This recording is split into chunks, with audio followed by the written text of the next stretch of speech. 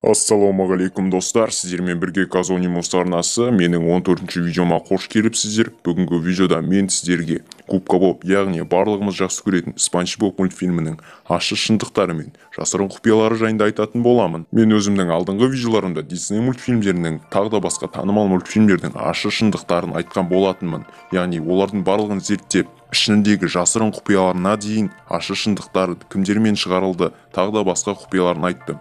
Олар Аладдин мультфильмі және Миньоны мультфильмі.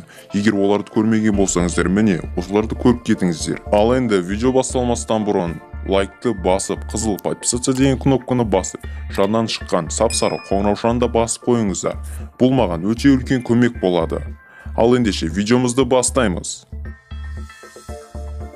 Планктон ешқашан мистер Крабстың бургерінің рецептін таба алмаған, және оны мистер Крабс пен Спанч Бобтан басқа ешкім білмейді. Рецепт соншалықты жасырын болатындай, ол рецепттің ішінде не бар екенін кім біледі? Мен сіздерге қазір мистер Крабстың қаншер екенін, жауыз екенін дәлелдеп беретін боламын. Бургерге қосылатын қосындылардың барлығы толығымен теңіз тағамдарынан алынады. Себебі мистер Крабс өз тағамдарының қосындыларын тек теңіздің астынан ғана ала алады. Бұл бір, және мистер Крабстың менюндағы тағамдарының барлығы өздеріне қосылған қосындылардың атауымен аталған. Бұл екі, Крабс бургер теңіз шаяндарынан жасалады, яғни Крабстың өзінен. Егер сіз жақсылап мән беріп мультфильмге қарайтын болсаңыз, мультфильмде Крабстың анасы және Крабстың өзі, Крабстың досынан басқа ешқандай да Крабс, яғни теңіз шаяндары жоқ.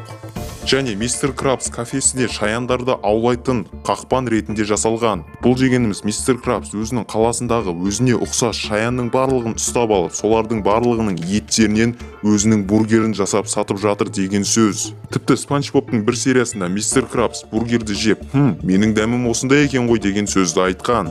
Және мистер Крабс өзінің Крабс бургеріне шаяндардың еттерін ғана емес, киттердің де етін қосады деген теория бар. Бұл теория шындыққа өте қатты келеді. Бұны теория емес, шындық десек те болады. Себебі бұл теорияның өзін, яғни осы мультфильмнің аниматорлары, сценаристері өздерінің Instagram парақшаларында жеке пост қылып шығарған. Барлығымыз білеміз, мистер Крабстың қызы бар, яғни ол кит. Анимацияның сюжеті бойынша мистер Крабс бұл китті өзінің анасымен бірге тауып алған. Сол кезде анасын ұстап, сойып, яғни оны әлі күнге дейін фарш, ет ретінде қолданады. Ал қызын өсіріп, болашақта бұны да фарш ретінде ет қылып сойып қолдану үшін асырап алған. Егер оған сенбейтін болсаңыздар, мен сіздерге қазір мистер Крабстың Википедиясынан дәлелдеп берейін.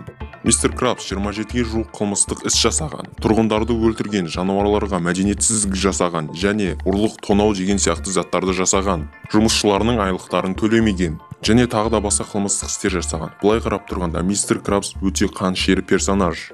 Негізі Губка Боб мультфильмінің ащы шындықтары өте көп. Губка Бобтың өзі, Патрик жайлы, тіпті басқа да персонаждары жайлы. Ал мен сіздерге бүгін мистер Крабстың ғана ащы шындығын айттым.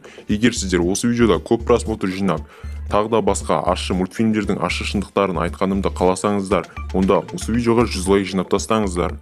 Мен сіздерге сол видеоға кішкентай спойлер қалдырайын. Патрик пен Сквидвард негізінен ауру. Патрик пен Сквидвард негізінен психологически сау емес. Ол туралы мен келесі видеоларымда айтатын боламын. Міне достар, осымен видеомыз соңына да келіп қалды. Видеоны соңына дейін көргендеріңіз үшін сіздерге мыңда бір алғыс. Жаңа оқу жылына барлықтарыңызға сәттілік тілеймін. Достар, менде дәл қазір 1800 подписчик болып тұр. Сол 1800 подписчикті 2000 подписчикке жеткізіп бастаңыздаршы. Ол үшін жай ғана подписаться деген қызыл кнопканы басып қойсаңыздар болды. Егер видео ұнаса, лайкты да басып кетіңіздер. Өз ойларыңызбен комментарийде бөлісіңіздер. Ал сіздермен бірге болған Казонимус арнасы келесі кездескенше сау болыңыздар, аман жүріңіздер.